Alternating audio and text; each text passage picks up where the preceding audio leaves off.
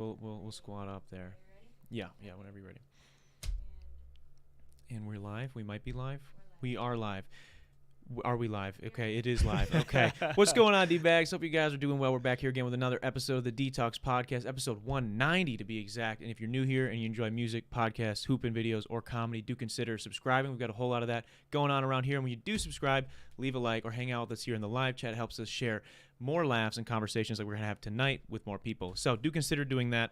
And also check out some of the links down below. We got some cool stuff from myself and my guest here this week. Now, before I can introduce you to him, got to talk to you a little bit about car insurance. These days, it seems like we're able to do more and more from home. So while you're at home, why are you saving money on your car insurance? Why aren't you doing it, okay? Prices keep getting higher and higher. Every day, it feels like we're talking about how expensive things are, how expensive things are going to get. So let your hometown agency, Kenosha Auto Insurance, save you some money, okay? That's what they do. They're the best out there. They're going to do it for you. When you shop locally with Kenosha Auto Insurance, you'll see how simple and hassle-free insurance can be while they help you and your family get the best rates. So what are you waiting for? Give them a call today at 262-448-4141. That's 262-448-4141. It's on the screen right now. It's linked down below. The website's kenoshains.com. Give them a call. Tell them Rita dtalks sent you. The worst that could happen is you will get the best rates. Now, with all that good stuff out of the way, I am pumped to introduce you guys to my guest this week and get to know him a little bit more, as he's an artist, fellow podcaster, and a beast of a performer. Let's give a wet dtalks welcome to Parker of Social Sig. He's here in the studio. What's going on, man? What's going on, Darren? Nice to meet you. Dude, it's been great. I'm finally meeting you. We got connected a little while back on Instagram, and I've been following your stuff loosely, and you guys have been absolutely killing it. Thank you. Couple shows this weekend. Went amazing. Went so well. Okay. Super well last weekend. 2 shows, one on Friday, one on Saturday. What's that like, back-to-back show days? It's good. I almost want to get used to it more, you know. Mm-hmm. We were talking before about possibly touring more consecutive days in a row, so it's fun. And then coming back to work on the Monday is like, oh, damn, back to reality. A little buzzkill, but it's just more fuel, I guess, to motivate me to chase that. You know, when you're doing back-to-back shows like that, because in the same city, correct? Right? Yep. So you're both doing them both here in Milwaukee. Yep. Are you seeing a lot of the same faces? You guys got like a diehard fan base that's coming out back-to-back nights, or you got a lot of new people coming out? Yeah, it depends on the show for sure. But over the last few months, it's been I'll see consistent faces in the crowd. It's not like every single show, but it's like I'll see or recognize people. I'm pretty good with names too, so it's really sweet to chat with people for a little bit. Yeah. And kind of just make some small connections before or after the show. What's the most wild thing someone said to you before a show? Ooh, before a show. Or after, if it's worse. Most wild thing. Honestly, I can't think of anything that would be. No one's ever come up to you and been like, Parker, I want you to have my babies. No, honestly, no one has yet. Yeah. Not yet. Well, somebody's gonna be the first one. You guys got shows coming up. We'll see. We'll change that. What's I gotta ask. Are you a smoker? Socially. Yeah. I'm curious. Where does the name come from? Lately I do participate in nicotine. I've been participate in nicotine. I like that. I've been a frequent zinner lately. If you know what zins are, you don't know what zins are. I've never. It's basically it's basically the vape of pouch, or I guess what is it? Tobacco, like chewing tobacco. Oh, okay. So it's like a little pouch that you put in your mouth, and then you get a little buzz. It's fun. You're chewing. So a little bit, it's like a little. It's like a nicotine salt that you put in, and it's I guess just a little bit healthier on the lungs. It's not like a vape, and I have used vapes before, but I think over this winter I've just been taking a little bit of a breather. You know? But so is that where the name comes from then? Is so not really a smoke, but you'll do it. I'm glad you asked. Yeah. So when I was in college and just moved into a house with a group of dudes. Probably around 2018 that was. We had a bag of tobacco and a bunch of filter cigarette tubes. Okay. And so when we would have people over or we were just hanging out, we'd be by the living room and we would stuff these little cigarettes with this tobacco, and we'd sit around the table and just kind of just put You're making your own roll them all cigarettes. together. Okay. And we would call them social cigs because we probably would vape and stuff, but none of us smoked cigarettes. And this was just our way of like, oh, they're just social cigarettes. Like, we're not actually addicted to cigarettes, blah, blah, blah. Okay. And then, so my whole friend group just kind of would say that, like, know them as social cigs. Yeah. And I was looking for a band name for the longest time. I was going by Arcilla Kid for a while, and it just didn't. Kid. Yeah, it just didn't feel right with me. I wanted to tell a bigger story and have it fit with the brand that I'm trying to do. Mm-hmm. And so for months, I was just constantly trying to find the right name. And then I was at work, and my friend Ryan, she came into work, and she's like, oh my God, I had the craziest night. Last night I was at Summerfest. I saw Young the Giant, and after the show, I smoked a social cig with Young the Giant. And I was like, what? And then at that moment, I was like, that's the name right there. Sig. Okay. I went to my phone, I Googled it, went to Instagram, Spotify, tried to see if anyone had the name taken. It was free. And then I was just scheming since. Yeah. Hell yeah, so, man. Yeah, well, that's fantastic. When's the first time, if you remember, that you smoked a cig? I do remember. Okay, I was where were actually you? in high school. Oh, shit. And I have my friend Julie, shout out Julie. She had these foreign exchange students from France stay with her. It was Lena and Chloe. Lena and Chloe. And they were super French, and they rolled their own cigarettes. Oh, yeah. And so we went to a park, and they taught us how to roll a cigarette, and I rolled my own. It was awful. I think Lena re-rolled it for me. I smoked it. Great influences, those French people. Yeah, oh yeah. French. Oh, yeah. Shout out Chloe, and who was it? Chloe and Lena. Chloe and Lena. Shout out you guys. Starting these kids off young. Oh yeah, and I remember just buzzing my. Can I swear? You can say whatever you want. I'm buzzing my balls off, I guess. Oh yeah, it was crazy. Yeah, dude. Holy shit, it was fun. Yeah. And you guys went to some park too. That's a vibe. Yeah, vibe, right by a little creek, like underneath the trees in the summertime. Are you from really cool. this area then? Originally? West Milwaukee? Bend. Oh, okay, so not far. So 40 minutes north. Yeah. Yeah, not bad at all. When it comes to, once you get the band name, how do we go from band name to finding band mates? Because I imagine you probably already had some homies that were cooking up with you a little bit. Yeah, I mean, at the time, so I started a band, or I didn't start it myself, but me and my brother had a band in high school. So I had, we were called Borderline, like Boarder. Okay. Border. We were all snowboarder, skateboarder, longboarder, all of that fun stuff. And we played a lot of shows, even like I was in middle school for a good amount of years. I guess fast forward to... they all graduated. I was a young guy with the group, and then I was just still songwriting by myself and kind of recording just all alone. Yeah. And I had some pretty bad, one specifically a bad talent show experience. What's this bad talent show experience? Yeah, so our band was pretty we were pretty solid for like our age, and it was a really great time in my life. And when the guys all graduated high school, I was about a freshman in high school, so it was a very angsty time period for me. And I wanted to do a talent show and do like a solo thing. And so I had the song prepared on guitar. I was gonna sing, and I was pretty insecure with my voice at the time, and just singing or performing still in general, just solo. Yeah. I broke my finger in football, so I decided to switch to piano, which I started on piano, but I at the time had not played in probably years. Yeah, a little rusty maybe. Very rusty. And so I tried to learn a song in a week. The week before the talent show is Look After You by The Fray. And great song. It is a good song. And I don't remember much about the performance because I just feel like I blacked out, but I just remember struggling all the way through it, fucked up a bunch of times, and just almost like an ego death of just like having these huge expectations, and I really wanted to do well. I fumbled it. I fumbled it bad, and everyone was like, it wasn't bad, but I just felt like it was crushing at the time. This was you were a freshman in high school, you said? I think early sophomore. I was a sophomore in high school, I believe. And so ever since then, I had just kind of my dad, I remember him saying like maybe you should try like singing a different way or something, and I don't know why I took it so personal. What does that mean? Yeah, I don't know. That's I was tough, just that hurts. I was just so anxious, just so in my head about everything at the time, and so I just didn't show anyone my music for the longest time.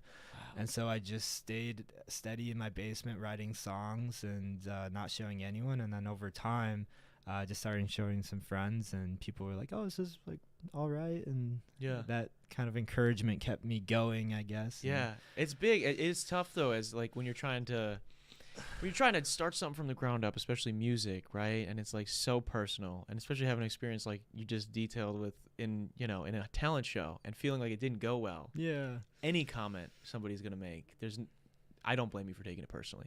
I would take it personally too. Yeah. You know, Yeah. how can you Appreciate not? it. It's you. You know, it's It your was very voice. vulnerable, you know, Yeah. and I just felt like I wanted to do well. I really wanted to do well, but I felt like that just wasn't it. And yeah, I don't know. It was very. Well, good thing you kept with it. Yeah, thank That- you. that Thank would've- you. that would've been pretty sad Since then, I just kind of had ups and downs as far as showing people my music and just shying away from music. And I dated a girl for a while, and she was not very into the arts at all, so to speak. And I felt like that persuaded me to be more of that jock stereotype and played football and weightlifted a lot, like Kinda pushed the senior music year on of the high back school. burner. Yeah, for sure. But it was always something I came back to, Good. so to speak. So what's like the worst thing that somebody in a close circle of yours can say to you when you're showing them a song? When you're showing them something you're working on? I've thought about this recently too. In my experience, or at least after high school, I had no one straight up to my face has said something very hurtful with music. It was only like earlier in high school. I remember one time I had a friend of mine. He said, like, yeah, you're making songs, but they're basic. And that kind of stuck with That me a hurt. little bit, but Yeah. I didn't take it too personally because we were friends, and Yeah. It's not a very friendly thing to say. yeah, it's not. No, Yeah, that's it's not. And cool. he was a musician too, and he was crazy talented, and Oh shit. and then Then it hurts years even more. later, he had a falling out with my other friends. That, yeah, I don't know. It just unraveled, and Damn. he was just I don't know. Well, a favorite for me is always, especially when you're starting out in like more of like a hip hop genre. The prime one is someone will be like, "Oh, I like the beat." They'll like I'll show them something I was working on, right? And they'll be like, "Oh, I really like the beat, man." I'll be like, I didn't produce the beat." So, so thank you for liking the one thing I didn't do. I did every other thing.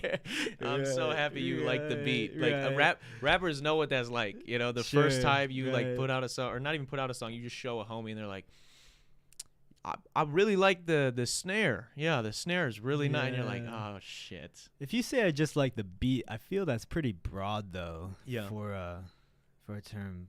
It's the thing. Well, it's more of like a nice way of like, I don't know anything nice to say, so I'm just gonna say I like this thing. But they don't want to lie to you and say like it's great. So like, I really like the beat. Sure.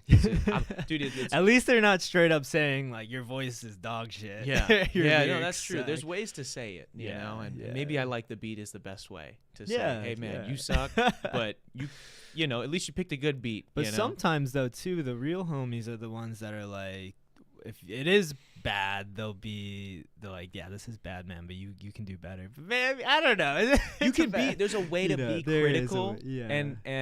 and lead with love, and it's like Right. it's like, dude, Right. I know Like you can I make see a what better you're song. doing here.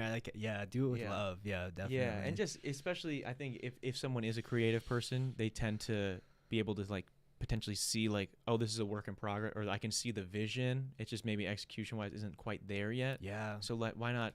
I think maybe take this one back to the studio, tweak these things. Maybe I don't even know the answer, but just this is not it right now. Yeah.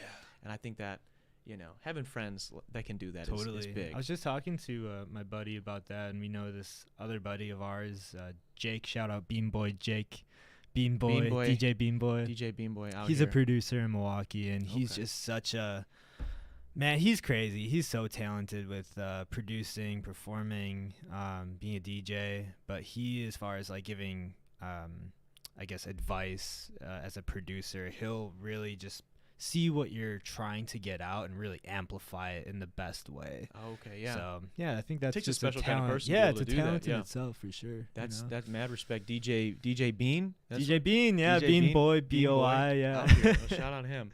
Yeah. Okay, so speaking of good friends, speaking of homies, we touch a little bit about, I want to tie this back into bandmates. Yeah. How do you know you've got a good bandmate? How do you know somebody is worthy of really stepping in, and how far along to them stepping in are you like, oh, this is solid? Because you guys got a solid crew right now. Yeah. It seems like you guys are really Yep. clicking on or firing on all cylinders. So Dude, I always like, I got really lucky with the band that I'm with right now. And Kai, the drummer, he's been drumming with Social Sig for probably since pretty darn near the start. And I've drummed with other people for sure. It's just about how committed they are and how much availability they have. Yeah. But also the big part is just a good hang.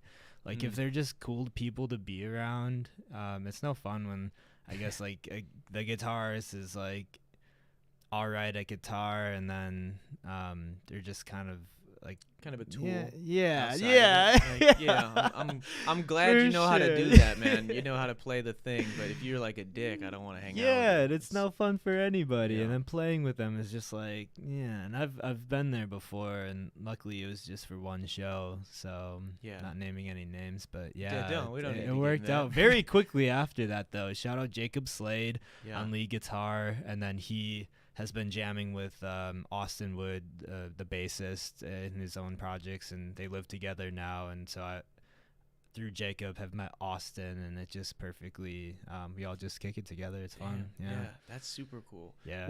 What makes a great bandmate other than a good hang? Or I guess let's do this. What's something that bandmates get into disagreements about, even the good ones? What's something you guys will butt heads on? And before you answer, actually, I want you to pull the. We got to see your face. You're blocking the face. Can you pull this down a little bit? Oh yeah. Yeah. There you go. Now we can see your face. There we Hello, go. Yeah, hello. yeah. Here So- I am. So we've got Was that good? bandmates. Yeah, it should be good. Should be clicked in there. Cool. Bandmates, even good ones. What's something you guys would butt heads on? It depends on the band, because with the way Social Sig runs, it's really my creative project. Mm-hmm. Yet I do allow the creativeness of like Austin, Kai, and Jacob in words, but at the end of the day, I have kind of the final say on things because it is my project, my baby. And just hearing with other bands, just if you have a lot of creative people in one band all together, it can get really dicey as far as just creative input and like whose word, like what sticks and what is.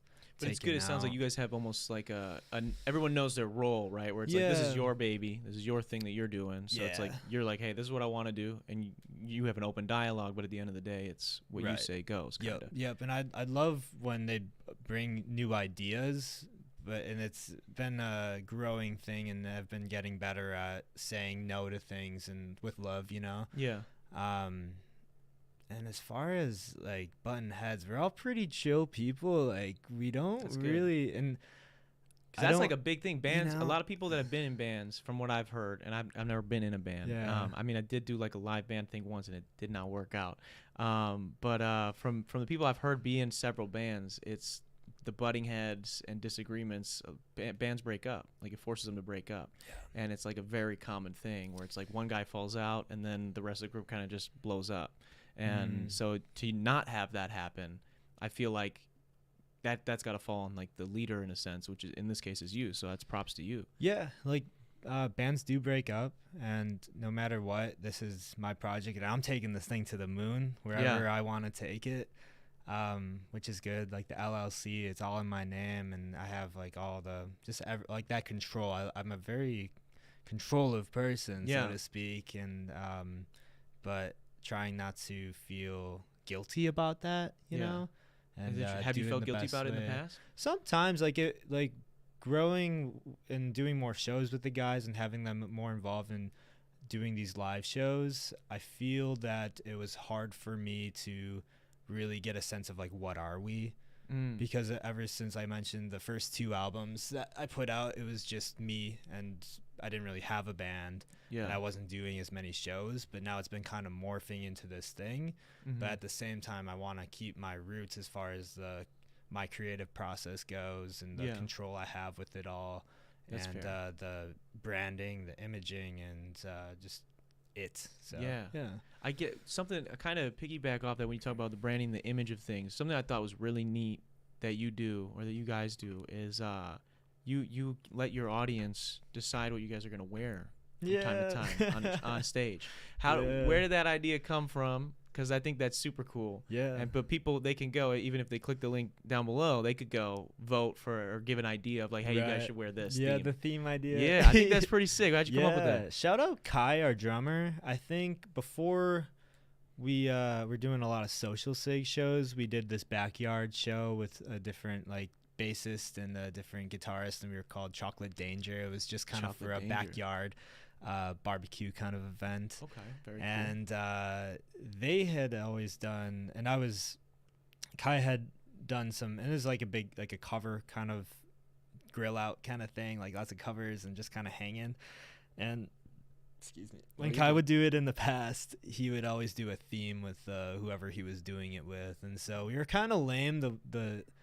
The show that I was with them, we just did fun socks, which is a theme. But it is a theme, but maybe not the craziest. But not so crazy. You guys do Men in Black recently, or what? Yeah, we did Men in Black. That was one of my favorite themes ever. Man. Yeah. Being like in the black suits and feeling really sharp and looking at the guys, and we're all on stage. It just felt super clean. That's and badass. Cool. Does anybody else you had anybody when you guys do these themes? Do people in the crowd sometimes dress up? So that was the first show on my Instagram story. I was like, hey, our theme is Men in Black tonight. If you guys want to join us, feel free to do it. And there was a good amount, probably 10 people that came dressed in the Men in Black. That's fucking badass, It was bro. sick. Yeah. It was sick. That's so fun. And then so last Saturday we did a theme of beach bums. It was kind of last second, and we were just wearing like Hawaiian shirts and just beach attire, I guess. Yeah. And some people did, which is cool. Yeah. But I got to be more proactive, I feel, about getting the Give them word maybe out. a day or two heads up. Yeah, right. So it was literally the day of. Yeah.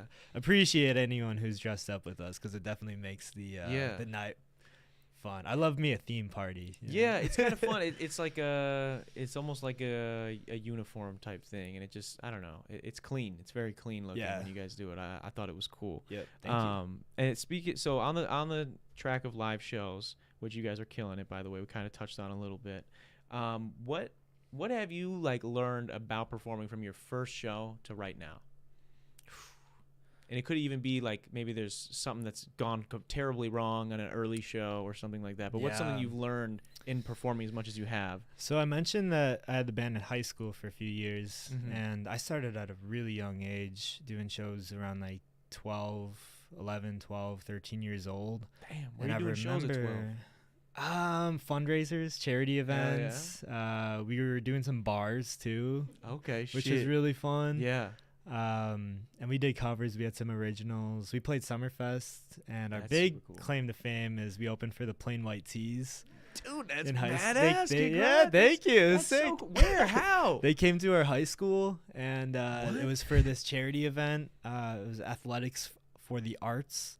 It was just like athletics and arts kind of all coming together as one, and we were like one of the only bands in the area, and they asked whoever was putting the event on, they're like, do you guys want to open? And we're like, fuck yeah, let's fucking do it. Dude, absolutely. That's fucking crazy, so that was really, really cool. Wow. Did they like sign any Plain White t-shirts for you to take home, or?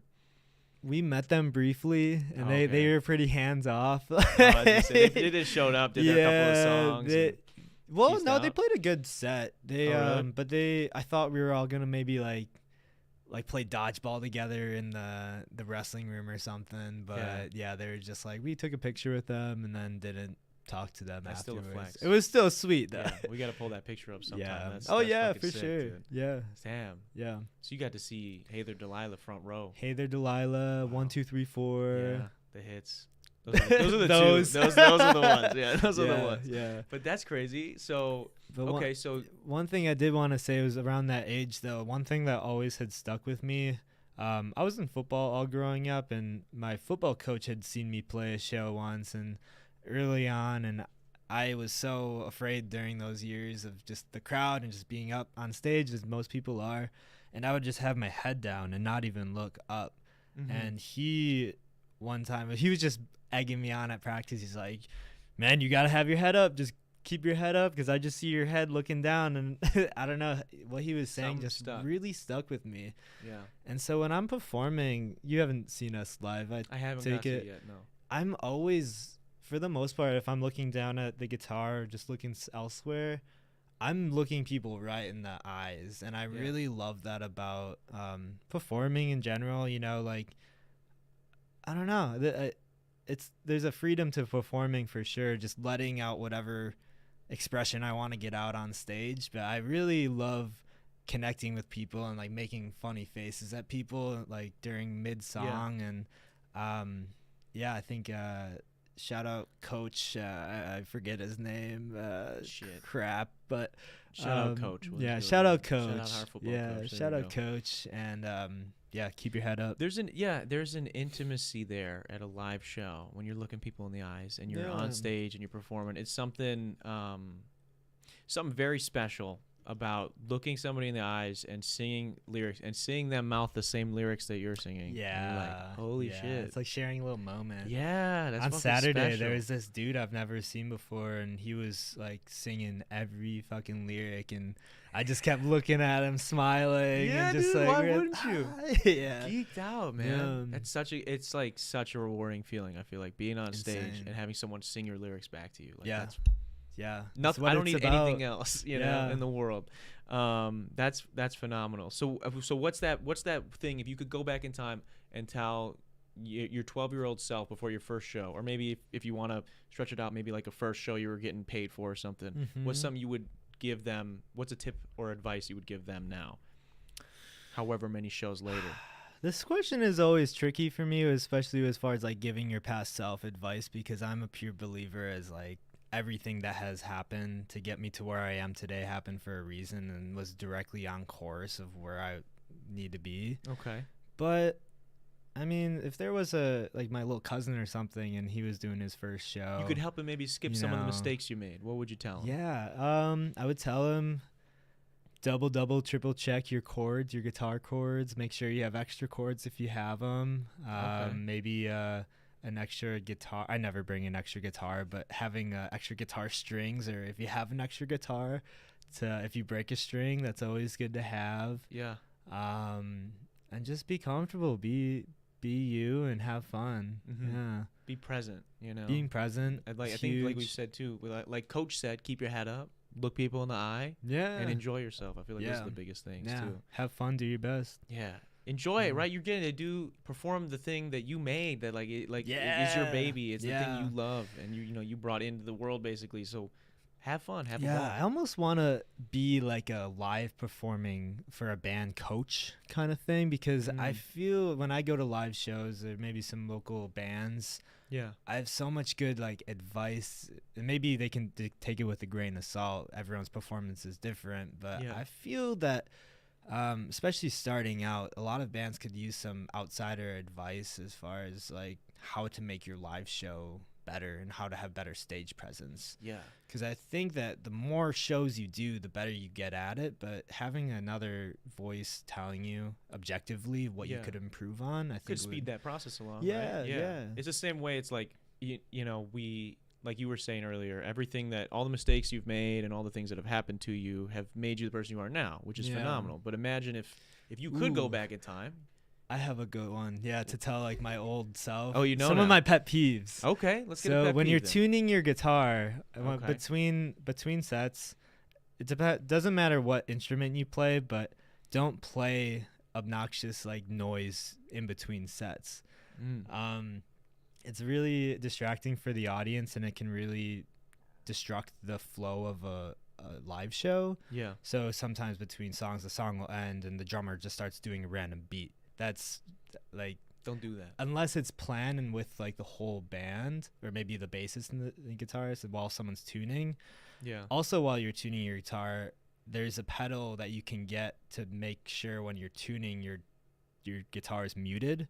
Nothing is worse than tuning your guitar and it's like dang, dang, dang, and everyone can hear that. Yeah. It's very unprofessional in my opinion. Yeah. And I think that anyone with a microphone on stage in between songs and really to flow together your entire set, crowd engagement is everything, and that's when the crowd can really get to know who you are outside of your music too. Yeah. So looking at that as an opportunity and seeing mistakes as an opportunity too, as far as like if your amp blows out or I don't know, something bad that that happens. Yeah. Look at it as an opportunity to make the show more magical and take that moment and run with it, rather than being real upset that you broke a guitar string. If you broke a guitar string, like keep playing and like show people that you're just show them that you broke it. Yeah, exactly. Because they're like, oh, you broke his guitar string, he's still playing. He's still fucking going. Yeah. So stuff like that. I think that's a good point. I think in general, performing live is something you're not doing it every day, right? And if you're touring, even if you're touring, you're not performing every single night, right? And for people that are coming to see you, that's a big day for them, right? Either way, if they're going to see live music, especially if they're coming to see specifically you, and I think those people, whether or not they're bringing friends or if random people show up, for you having the stage presence and the fan engagement, that's what's going to make those people that maybe were on the fence or maybe weren't even fans, they just came because a friend brought them, whatever, those people are going to become fans because they're like, oh, I know this guy now. Definitely. Or I know this person. Definitely. And they seem awesome and they're making me laugh in between, sets and in between songs and whatnot. Those are the things that are going to be memorable, or the guitar string breaking, or those little things like that. What's the most out-of-pocket thing you've said in between songs on stage, or just on stage in general? Because you performed a lot. You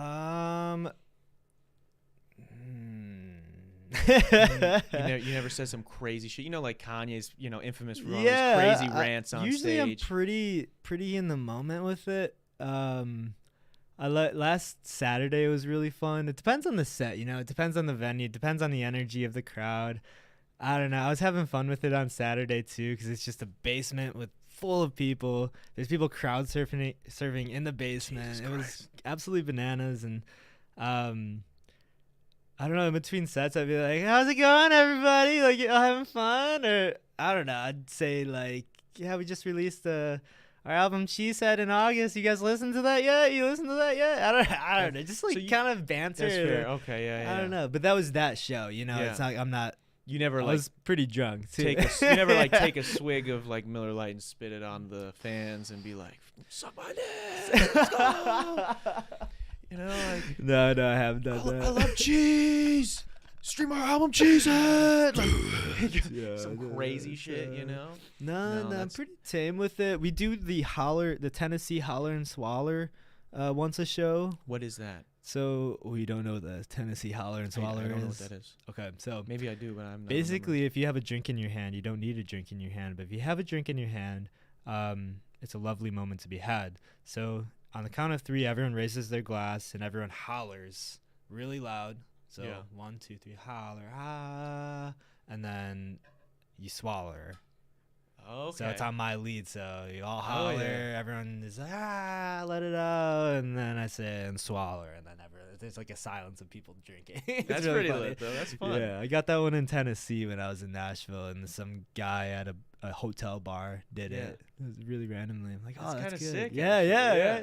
And just those little moments in a show. I think every single song. I was talking to shout out Isaac Rapinski, who used to play bass with Social Sig. Still a really good homie of mine. He's in a band called Moonglow. Okay. They're phenomenal. He's a jazz musician and he's doing music full time, teaching people. And I had him on the podcast recently, and he mentioned, and I agree with him, that like for live shows, you want to have these little moments that people remember and will take away from your show. Yeah. So doing like the holler and swaller, that's a moment that's like crowd participating, getting people involved, and you can do it in any way that you want. And there's like a creativeness in that expression as far as getting people involved in your set and invested and having a fun ass time. Yeah, very true. When you mentioned crowd surfing, Okay. What's your rules for crowd surfing? Have you crowd surfed? I have crowd surfed. Yeah. Okay. Yeah. Is there any technique? Is there anything that people should know that haven't? Whew. I don't know. Just Anything you fucking didn't do it. expect? Look for the strongest people in the crowd Like before you go. That's fair. Like, okay, these people look like they lift over here. yeah, I'm gonna right. jump that way. Right. You don't want to crowd surf that fails. Yeah. Yeah, a lot of the times it's like crowd surfing.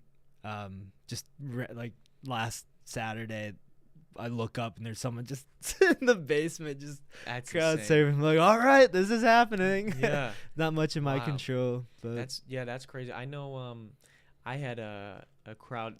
Wasn't the one that failed, but at a show I did with I had some friends, some other artists of mine, and my brother. He's a performer as well. And my brother's wearing this like big fat belt. I don't even remember if it was like a Gucci belt or something. It had a big buckle on the front. Oh, and boy. he's a very light guy. He probably barely weighs like 120 pounds. Like he's a very skinny guy. So he's not really worried about like where he's jumping per se. But he didn't check to see that these people were like looking, and this was packed. So you just had to like make sure that they were looking. And but he didn't, and he jumped. And the girl like turned away at the last second, and his belt buckle like hit her in the head, dude. And it was so bad. He fell. Clunk. Yeah, he fell. I'm pretty sure her head was bleeding, and it was not good. It was not yeah. good at all. Later that show, somebody else crowd surfed just fine. Just great. So But don't wear a belt buckle. yeah, don't wear too big of a belt buckle. Make sure they're watching. But My knee's but yeah, cramping. your knees cramping right now? Well, you work out today? You get legs today? Yeah, I haven't worked out. I don't really work out. You don't these work out days. anymore? I skateboard, Skateboard? and it's been tough in the winter. I'm so- scared to learn to skateboard. I was just talking about that last week on the podcast. I'm Yeah. not trying to hurt myself. It's I can't. fun. You should learn. That's Are you what my friends- athletic? I mean I Do you played have good college balance? basketball. So Yeah, you have good balance. You could skateboard. I don't think I can. Can you longboard? Have you tried longboarding? No, it's a good start. Yeah, it's also scary though because you just go up a big hill and then you just go. There's no Yeah, brakes. you got to know how to stop. Yeah. And like kind of slide your foot along to go slow. Yeah. No. Yeah. That doesn't sound fun. I'd rather. Dude, I I'm need not much break. of a hill bomber myself. No. Yeah. But I mean, skating in general, it's cool. I respect it, and It's I watch it fun, from yeah. afar. I got friends that are into Cool. it, friends that are into some shit. But I'm not Yeah. trying to die. Do I'll you, hurt do you do myself. sports now? Yeah, I still play basketball. Okay. So, Yeah, But yeah. I played in college, so that was like, Oh shit. yeah, that was a big part of my life for a long time. And then I kind of took a break for a little bit, and recently now I get to play a lot more. So Yeah.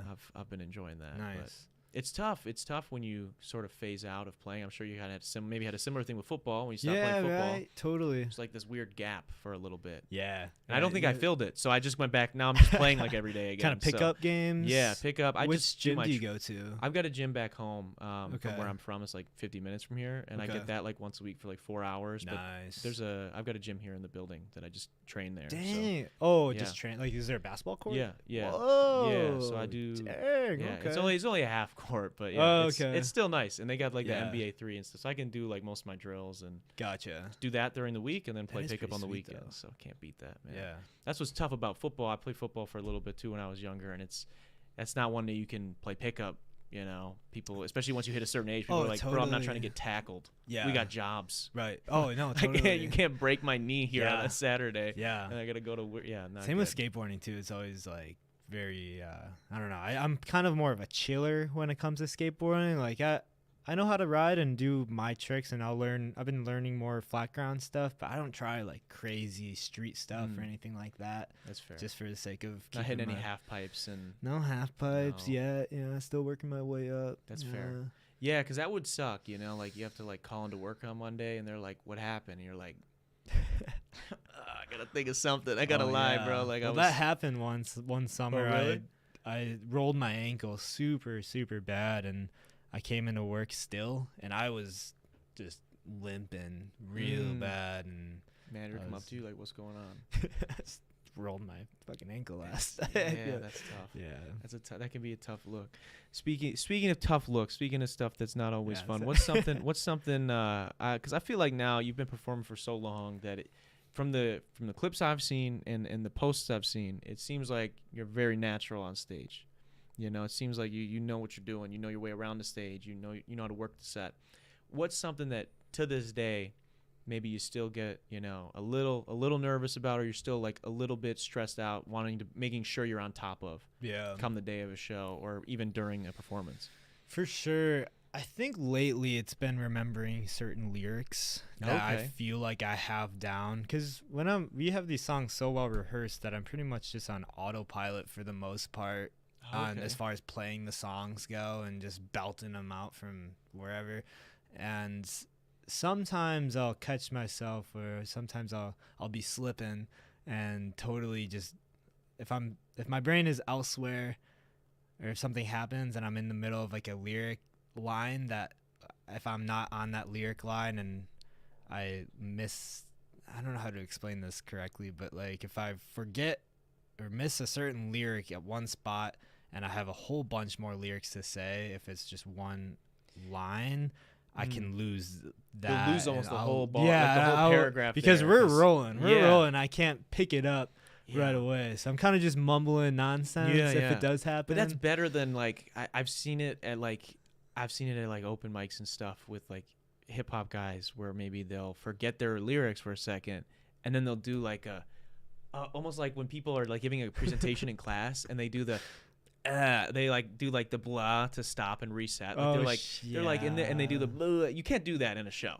You can't tell us you're stopping. Yeah. The song's still going. Can I start that over? Yeah. Someone's like, presentation. This is on chlorophyll by me and blah. Let me restart. And they do the let me restart. Ew. I word vomit. Let me restart. You can't do that. You can't do that on stage. Right. You have to keep going. Yeah. So it's better to just mumble for a second and stay on beat, because if you just go, and the beat's still going, and you try to jump in, halfway into a bar, and you're off beat now, it would could go really, really wrong. So that makes sense. Yeah. I was also thinking too, if I'm doing a solo set though, and it has happened where I do forget a certain lyric, I have just paused real quick and just been like, I just forgot this lyric, and then I jump back into it. But I don't know. At least you can probably play it for laughs if the people know you and stuff. Yeah. I sure kind of make it a little personal touch, but also like keep it professional. Yeah. You don't want to be like, oh shit, I just forgot the song.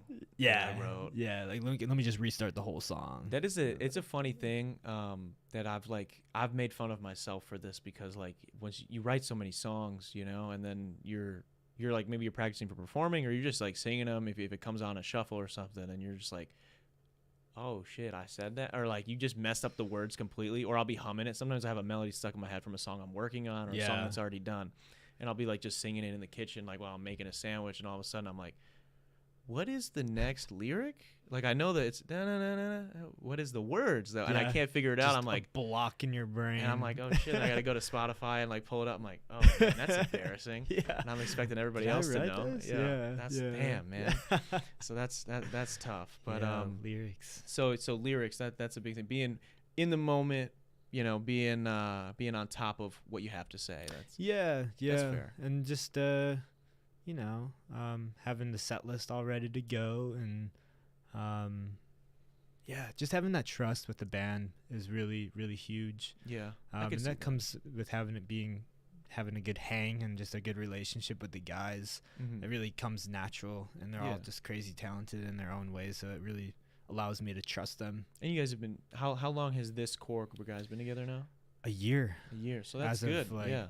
Chemistry year. builds up. It's the same thing as in sports and playing pickup with people, right? You play with the same people, you're gonna just know what other people want to do when they want to do it, and if somebody does have a misstep, you know how to recover from it. And I think that's, you're just more comfortable, I think, in general. Just getting those getting it under your belt, the experience, like anything.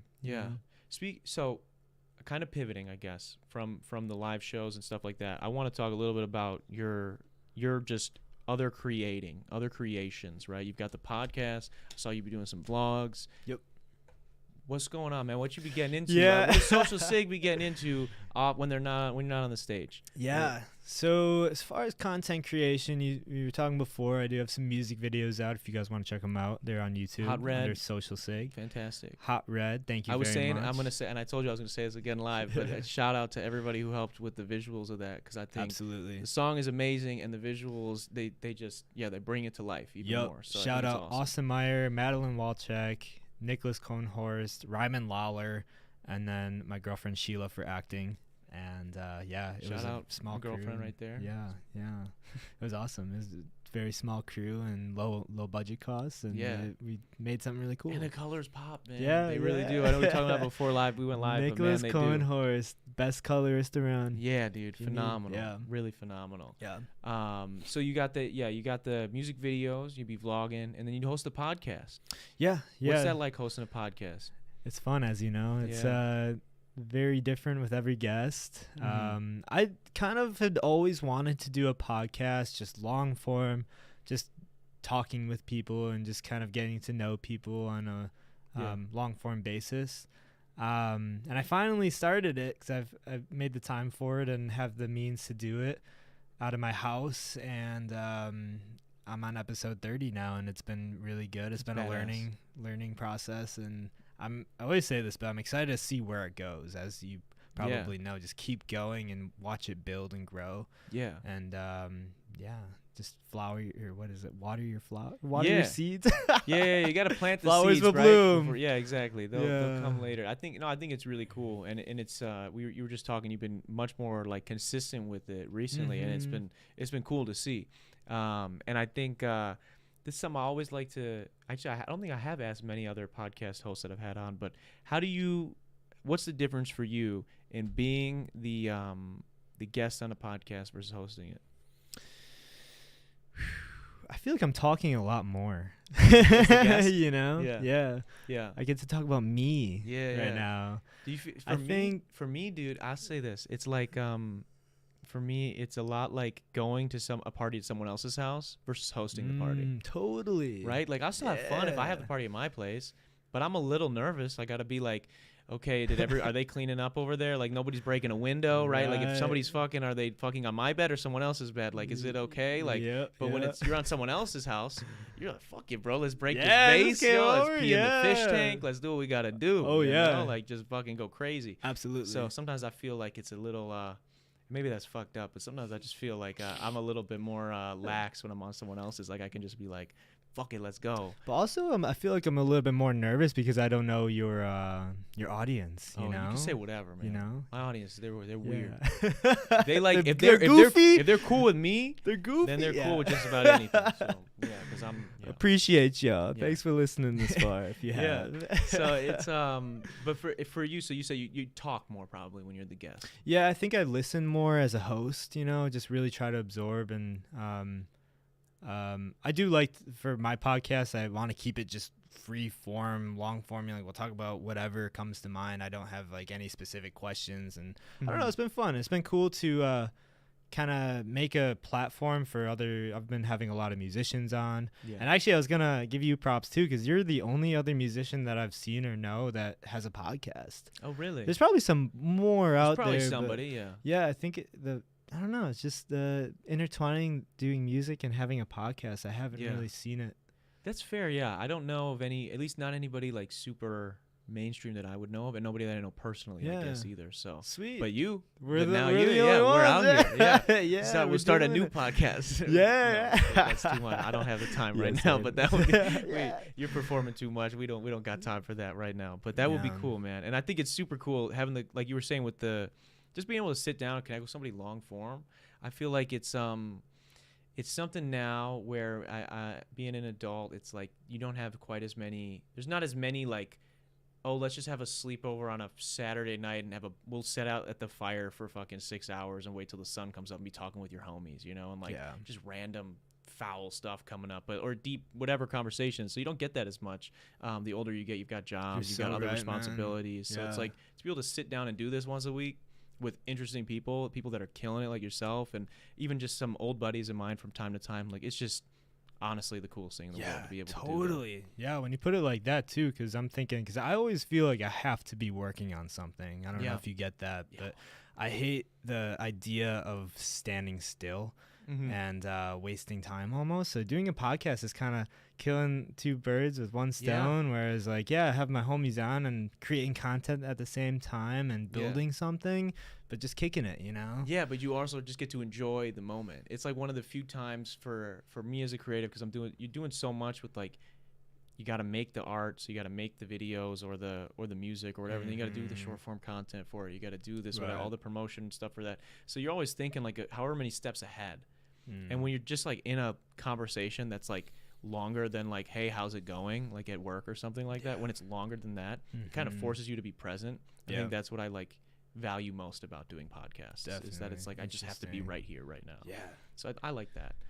Props to you for starting it, man. It's thanks, keeping it going. 2019 you started 2019, I think. Crazy. Summer of 2019. That's awesome.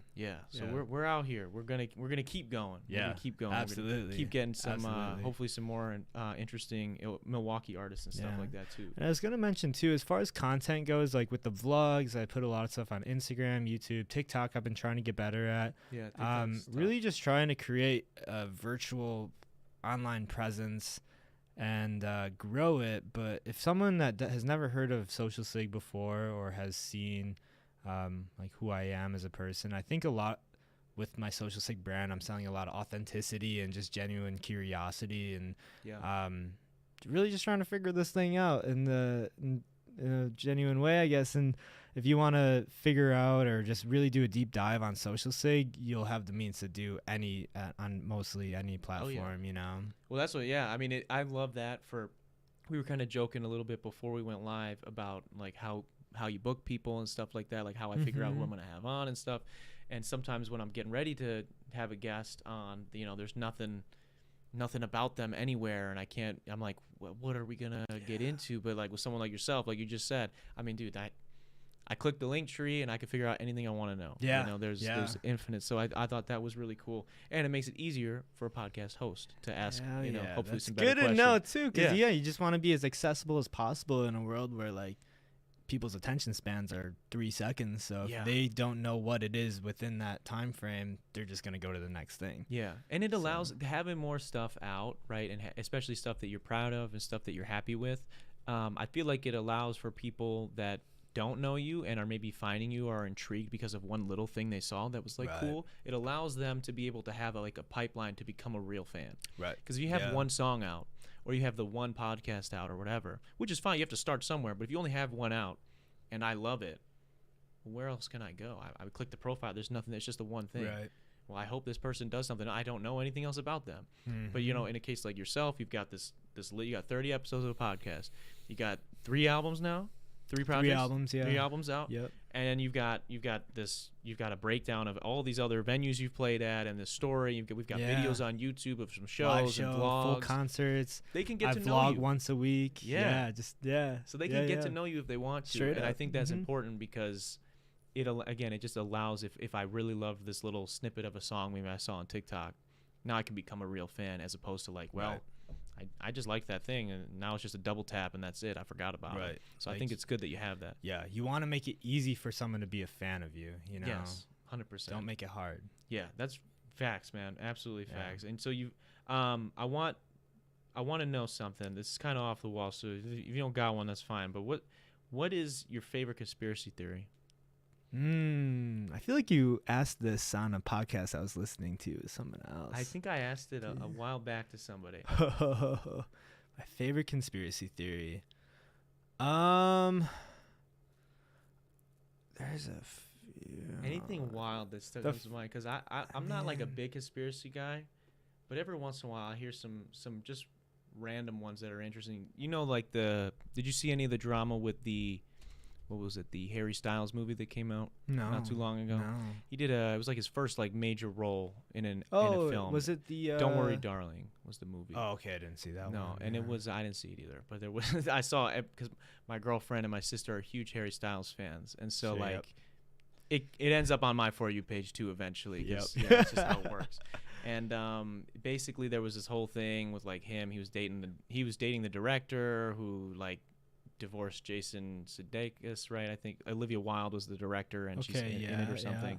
And there was a whole drama with them, and then like apparently there was a conspiracy that he had like spit on Chris Pine, like one of the Harry premiere. Styles did. Yeah, that he Okay. spit on, and there's like a video, and people are like, "Did he spit on him? Didn't he?" And it was like this whole big thing, and people had like a backstory as to like why he did or why he didn't.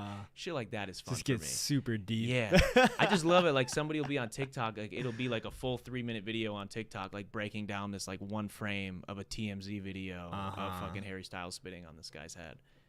And it's phenomenal. It's phenomenal. It's like it's terrible. That's good content. Yeah, right I'm there. just sitting there like, wow, people have a lot of time. So what do you think? So is it the conspiracy is that he did or did not I spit? think he might have.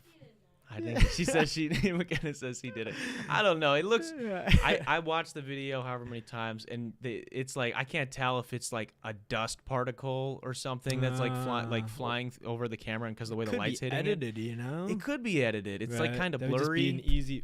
Yeah, it would be easy, and it is. It's like it's just like a quick little thing, and it looks like whatever. But the guy, he doesn't react like he got spit on. Okay. Like if you spit on me, regardless if we were co-stars or anything, I'm choke slamming you in front of everybody. Right. If Unless you fucking he was kind of if his thoughts were elsewhere, you know, and it maybe spit, you wouldn't really feel it. I don't Kinda know, like the bro. thing where you can lick somebody's weenus on the back of the elbow, and they don't even know. Yeah, that's you true. know? That's It's kind true. of like that. Maybe that's what it is. I don't know. I think it'd be hard for if somebody fucking spit on me. I'm taking your ass out right now. Like Yeah, that's right. I'm not a fighter, but like that in front of people, like if we're like huge celebrities and you were to spit on me, I'd be like, what the fuck is going on? Spit back. Or spit back. Yeah. Interesting. Dude, I had to do something wild. But I don't know. You Dude, have I'm anything? sorry. I can't think of any good conspiracies straight Nothing? up. That's Like, fair. for whatever reason, the one that keeps popping in my mind is the 9/11 one. Oh, I yeah. guess. I don't know. I haven't read too deep into it. Yeah, but yeah. It is interesting. That's one that people are big on. Yeah, I don't. Like the steel beams or something. Yeah, that yeah, something the that it jet shouldn't fuel have broke. can't. It's like the Titanic too. Like the Burn. Titanic wasn't supposed to. Titanic. There's like no way it was supposed to sink, but then They had all it these did. rich people on board, like the world leaders. Mhm. And then there was this the Titan was a book that was written in like 1908 or a few years before the Titanic sank. Oh yeah. And it was like the same storyline, like world's biggest ship ever, the Yeah. Titan, and it sank. For whatever reason, I just got something on my For You page. It was like a mini documentary about the Titanic sinking too. For some reason, maybe that's why it popped into my head. But yeah, that stuff's interesting as well. So aside from conspiracy theories, man, what's something that you're sick of? What's something you're sick and tired of seeing? or Fucking hearing? winter, dude. Winter. Yeah, Okay. this is the last stretch of winter. I feel, fingers crossed. hopefully. But man, I love warm weather, I'm the as same way, most yeah. of us do. Yeah. That's been on my mind. Yeah, sunlight. I feel like sunlight. I mean, it doesn't cure all, issues, but it does really help. Yeah. Like just being able to get The outside. days are longer. Just the Yeah. darkness of winter. It's just everyone's just kind of going through it, and Yeah. just really looking forward to spring. I'm really I'm with sick you of there. that. I'm with you there. I'm with you, man, big time. Yes. We're sick of winter. That's fair. We got some new shows coming up. Yeah. Anything coming up? What's happening next for you? I am doing we have a show in Madison March 4th at the Set. There's Okay. this artist named Milo he's been blowing up lately, and we're opening for him. He just recently went on tour with Cave Town, and I know you're in the hip hop scene more, Yeah, but yeah. Cave Town is like an indie artist, and the 1975 Milo opened for. Oh, really? So we're opening for Milo at the Set. So like by the transitive property, you guys are. Exactly. That's Exactly. pretty sick, dude. We opened for Wet Leg in March, and they opened for Harry Styles when he was on tour. So by transitive properties, what Dude, is that what yeah, that yeah, is? We opened for Harry Styles. Yeah, that's gonna be sick, bro. That's badass. But, That's badass. yeah, so March 4th, it's a free show at the Union South, the Set. And then as far as the next Milwaukee show, doing a few house shows around town, Mhm. March and April. The next big Milwaukee show we have is back at the Collectivo back room. There's a band called Diet Light, and they have an Diet album release party. So we're opening up the night there. Okay. And I mentioned to you before the podcast, the back room is one of my favorite venues. So yeah. that show is going to be absolutely wild and bananas and lots of crowd surfing and all Hell that fun yeah. stuff. So I wanted to ask you too, because you do. We were talking before we went live, and you were telling me that you do the booking. Yeah. There's no booking. It's you doing it. Which All first the off, booking. props to you, because Thank you. you're performing a lot. So you're doing something right. What is how do you know when it comes to Milwaukee has a very, from what I've heard, robust house show market. There's a lot of people that do house shows around here, and there's actually a lot of really good house shows. You know, some places don't have the luxury of having that. How do you know if or how do you go about booking a house show, and how do you know it's going to be like a legit environment to do a show as opposed to like some very backyard shit where someone's just going to be like, hey, you could do the show, I guess, whatever. Like, yeah, I think the legitimacy might just be if they have an Instagram page for their DIY venue. Yeah. Sometimes people will be like, yeah, I want to throw a house show like in my basement, but never have done it before. So the big thing is you just want to make sure that the people at the house, because it's a liability for sure. You know, there's all these drunk college kids or people coming, and you want to make sure everything runs safe. You don't want any fuckery going on. So you want everyone like all hands on deck if something were to happen, and fingers crossed nothing has, and knock on wood. But I think having an Instagram page is a pretty good verification. It's a good step, and to see that they have done shows in the past validates it a little bit. Yeah, right? you know, the more you do, the more you get into a better flow of it. But I can think of 3 really solid ones right now, and I know the people that live there, so they're just kind of. What's the legality of throwing a house show? Like, what is it? Can you just do that, or do you have to like get sound permits and things I think like you can just do it. That's fucking I crazy. know one house show, they go to their neighbors and just let them know like, hey, tonight we're having music. It'll be done by in Milwaukee specifically. A lot of these house shows are done by like 10:30, maybe 11. Yeah. So it's like music will be done by 11, whatever. Oh yeah. You can't even stop by, you know, as long as you tell the neighbors, maybe, if they're cool. Yeah. You ever had a show get shut down? Yeah, I've been to a show, but I've never had a show of mine shut down. That's the next step. One time there was this. Yeah, we need to shut right. Social Sig shut down. Get it on camera.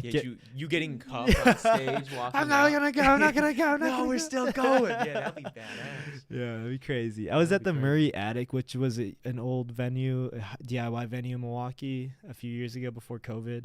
And one time they got raided by cops, and that was pretty gnarly. Holy shit. They were like, just with flashlights all up in, as you would imagine, just a house show or a party being shut down, you know. Damn, that's crazy though. Yeah. That's wild. And so do they like, at a house show, do they still like, because people still like buy entry, right? Yeah, it's usually like $5, $10 at the door. Damn, so you could probably get in a good amount of trouble with your landlord if they find out, but or maybe the police, but you know, it's I don't know. It's just be cool about it. Yeah, just be cool. About it. Don't worry. We don't gotta worry about the legality of things. It's fine. Anything where are we at? We're at like the hour mark right now. Is there anything we didn't get to that you want to talk about today before we wrap? Or any questions for me? Anything? Yeah, I mean, I could have a lot of questions for you. Sure. Let's see. I guess I wanted to plug my music, which we talked about, and of course, if you want to listen to anything, you can check it out on the internet and anywhere that you stream. Basically under Social Sig on all platforms. And we got 3 albums out, linked up below. And yeah, we have a lot of content out there if you want to dive and dig through it.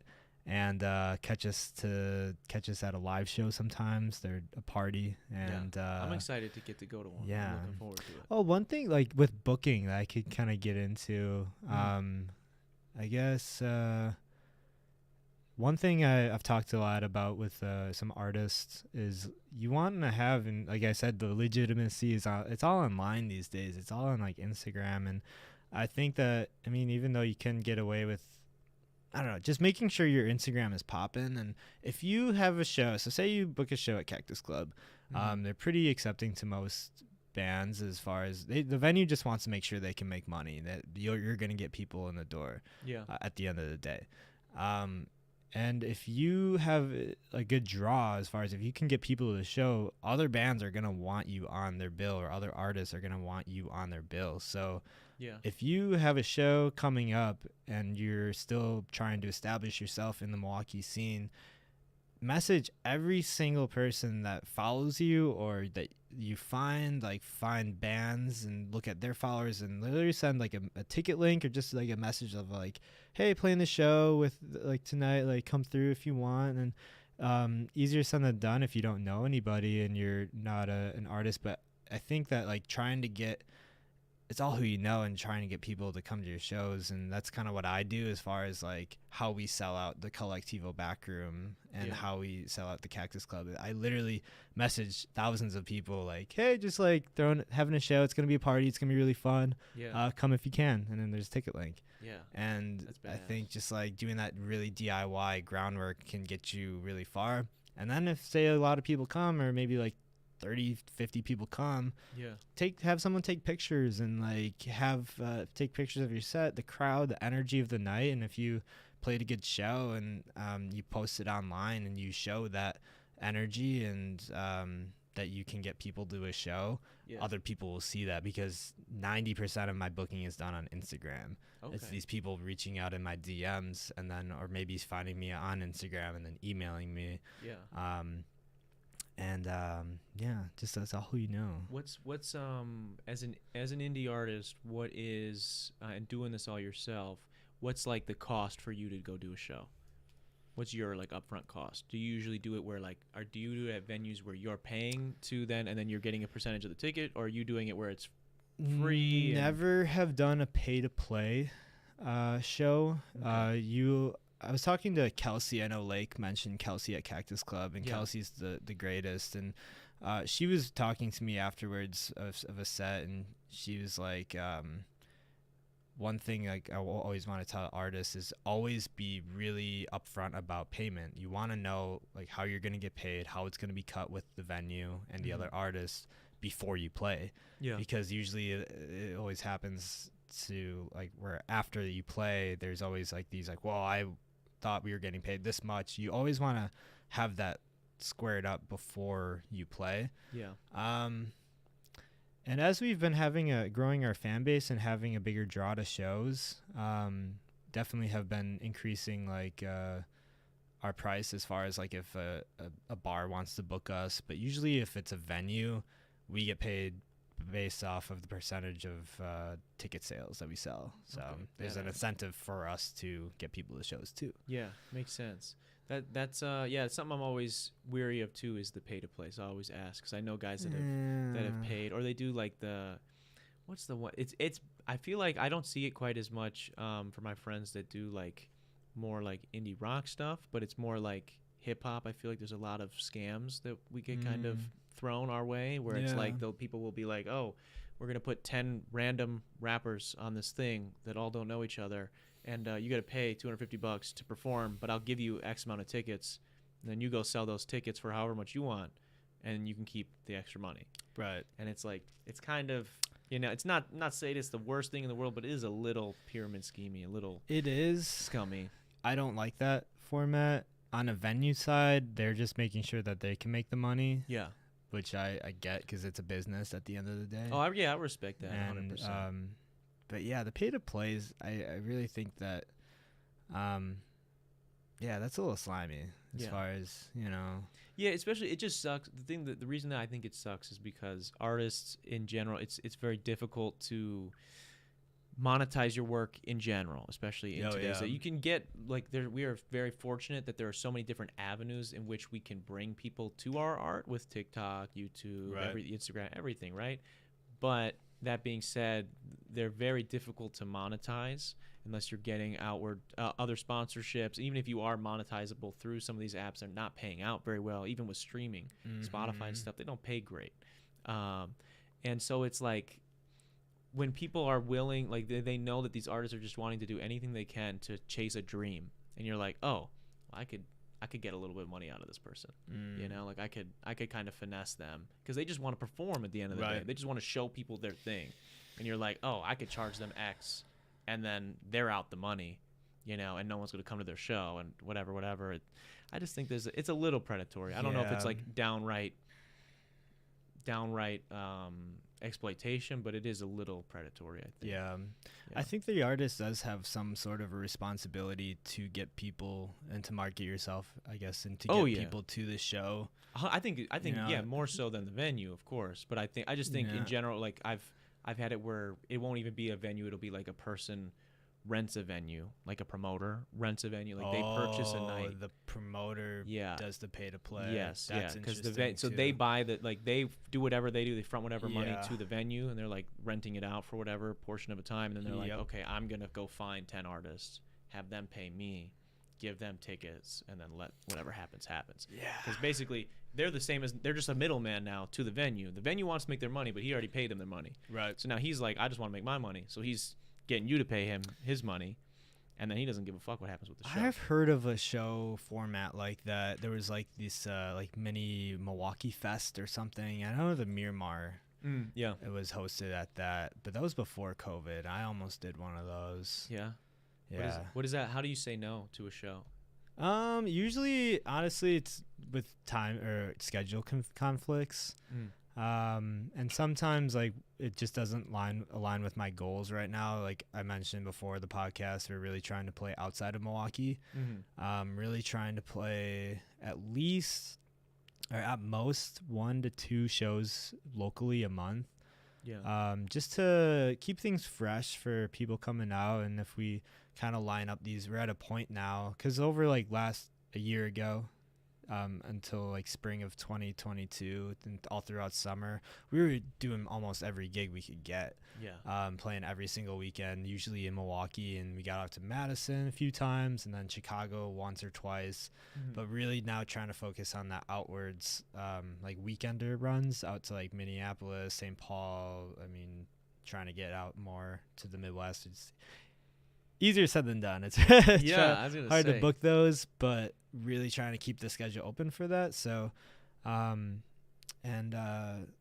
it a lot of the times I'll say like, yeah, it's like, sorry, thanks for the opportunity, but like if you need any, I have this ongoing spreadsheet of a lot of Milwaukee artists, so I put That you would on there. recommend. Yeah, and That'd I be sick. screenshot it and I send them the whole list, and they're always like, oh, thank you so much. And instead of like burning that bridge of like, because I don't know, maybe someone could be salty for a no over a no. Yeah. So just try to like help the scene too, and Yeah. just like maybe people I know, as far as just keeping that ecosystem going. Dude, I respect that so much, and you're so right about people being salty over a no, because I'm sure you've been there too, where it's like maybe somebody's like turned you down, and we're artists, you know, we're emotional, so it's like people that work in that scene might also have those same emotions. So Yeah, if you just turn somebody down outright and you they don't just give them a don't even reason, respond. Yeah. It's like, oh, okay. it's like, fuck, that I hurts. wonder. Even though it's not Yeah. personal, probably there's no way for me to not, you know. Yeah. It's just, I'm putting my everything into this Yeah. art, and you're just like, man, fuck you. Right. So it kind of hurts. Yeah, and it's interesting too. I was talking with my buddy Micah about it, and with like my goals right now, my eyes are trying to book these bigger shows. Like I mentioned, we're playing in the summer at Turner Hall Ballroom, and really, that show's gonna sell out. By the way, Okay. it's gonna be really sweet. When do tickets go on sale? We're announcing it officially April 25th. Okay. So that's I'm gonna the be on the show is lookout. August 25th. Okay. So it's all local band bill. There's Bug Moment, Diet Light, and Fellow Kinsmen, and Social Sig. Holy shit. And so I've been working with the Paps Theater Group on this one. Really, really fucking stoked about it. Yeah, It's gonna be well, crazy. that's exciting. I'm happy Yeah. for you. Hopefully, I get to go to that one. That'll Yeah, be fun. I'll definitely let you know about Yeah, it. that'd be But as badass. far as like I'm trying to go like bigger, and like no disrespect to anyone of like saying no to us hopping on like a local bill, but as far as just like the time schedules that we have, and yeah, just really trying to savor these certain, like trying to play Summerfest and all these bigger things, and yeah, like no disrespect for saying no, and I totally get it, and I was once there trying to, you know, I don't know. Yeah, Like well, people- you know exactly what it's like to be in those shoes. Yeah, but it's right. for what you're doing now, you know, you like you mentioned, you were taking and playing every single show you could for Yeah, however long. exactly. So you paid those dues. You maybe Yeah. earned that respect. So Yeah, you got to start somewhere. You know. but to shoot big now is, you know, what you're saying is basically don't take a, if you're giving somebody a no, they shouldn't take it, you know, yeah, personally. in that totally. way. Yeah. Fair, very fair. Anything else before we wrap tonight, man? I appreciate your time, big time, and you no, coming this through. is really sweet. I'll have to have you on my podcast. I would love sometime, it, man. dude. I would totally. I will totally. break Have things you and say over. wild Yeah. stuff on your show. That would be fun. Definitely. Yeah. Check out Social Sig and come to a show sometime. Yeah. Thanks for watching, y'all. Fantastic, man. Appreciate you being here again. I want to say thank you to everybody who tuned in live tonight, as well as those who are going to tune in days after here on YouTube or over on Spotify. Also want to say a quick shout out to our patrons. If you guys are interested in getting behind the scenes access to extra podcasts, extra vlog footage, and a series where I break down how I mix, master, and write every single one of my songs, go to patreon.com/Darren Rita, and you can check all that out there. It can help support the channel for as little as $1. Also want to say a quick shout out to Kenosha Auto Insurance for sponsoring this episode. And this has been the 190th episode of the Dtalks podcast. I will see you guys next